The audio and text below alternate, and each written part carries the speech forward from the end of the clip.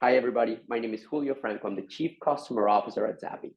I am here with you this week because Kim and Isa, the people who are usually in our admiration series, are out this week. Kim is in Scotland and Isa is in Egypt. They're having a wonderful time. So they needed someone to come and share some of the results of our admiration ad this week, which is a Tropicana ad. And I had the benefit of actually doing it. So I'm going to walk you through it. And as usual, the first thing that we will do is we will watch the ad. Ready? Go. Tropicana may not have invented orange juice, but in 1954, we found a way to bring fresh tasting OJ to everyone. And to this day, we squeeze hand-picked oranges, never add sugar, and bring OJ to fridges everywhere. So while we can't say we invented orange juice, we could say brunch wouldn't really be brunch without OJ. So we basically invented brunch. And Saturday morning, fridge chugging. Morning people.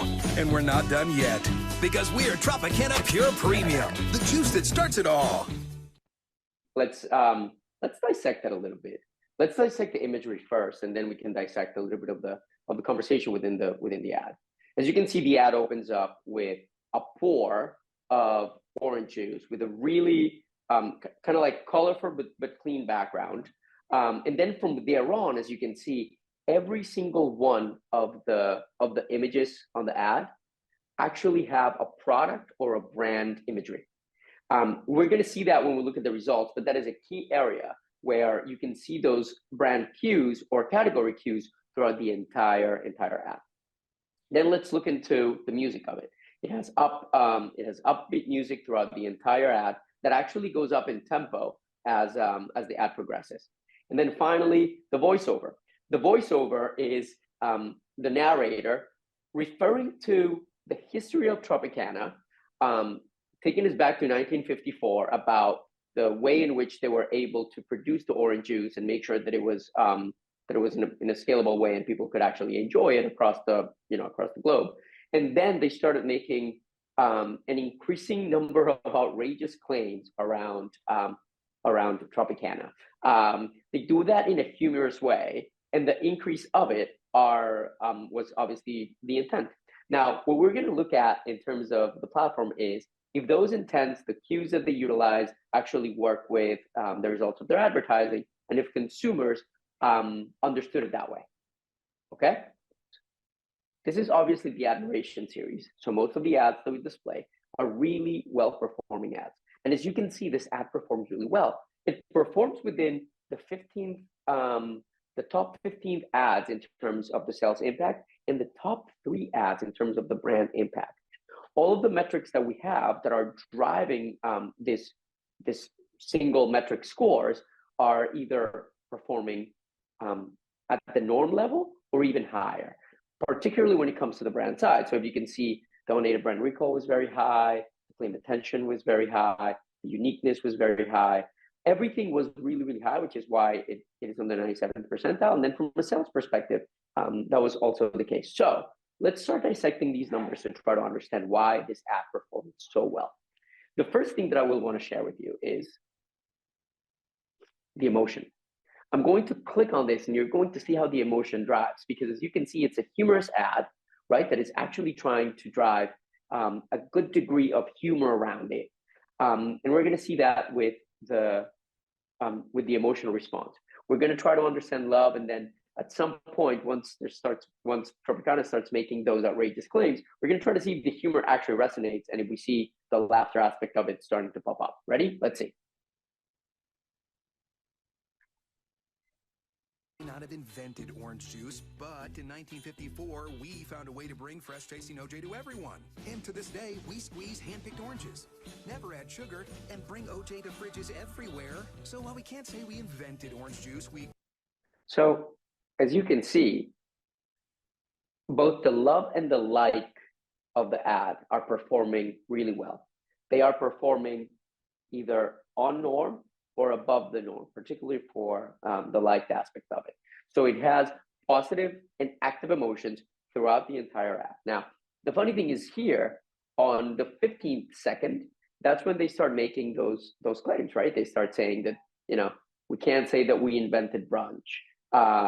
And then we can't say that we invented Saturday mornings and, chugging out of the bottle, all that stuff, they show up in the line in terms of laughter. Let's see how it actually happens. You could say brunch wouldn't really be brunch without OJ, so we basically invented brunch. And Saturday morning, fridge chugging. Morning people. And we're not done yet, because we are Tropicana Pure Premium, the juice that starts it all. So as you can see, those humor elements are definitely coming through in terms of the ad. It doesn't take away from all the category and the brand cues that you see in the ad. They're still there. You still have shots of people enjoying orange juice in every single one of those instances, and the color scheme is also very consistent with all of their advertising. And they also reiterate the claims that they're making based on the voiceover with the write-up text that they have. So all of those things come together to ensure that the viewers are seeing this not only as a positive message, but also as the humorous message that they're trying to convey. Let's look at another key part, which is really important when it comes to positive advertising, and that is the brand recall. The ad starts with that pour of the Tropicana bottle on the glass, and it is continued through the entire ad. In some cases, it is it's just the oranges. In some cases, it's the product. In some cases, it's once again the brand. But as you can see, there's a high degree of unaided brand recall going well above the norm. So the norm of brand recall is 68%, and in this ad, they're at 78%.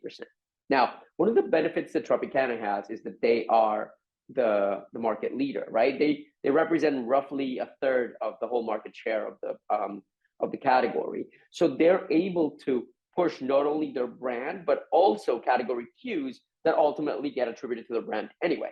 I'm not saying that in the mind of these viewers, orange juice equals Tropicana, but in the ad, they've done a really good way in which they create that link, so that whenever you're showing the juice, because of the way that the ad starts with the bottle pour, it just brings that thought, and that is why you're getting a really high brand recall.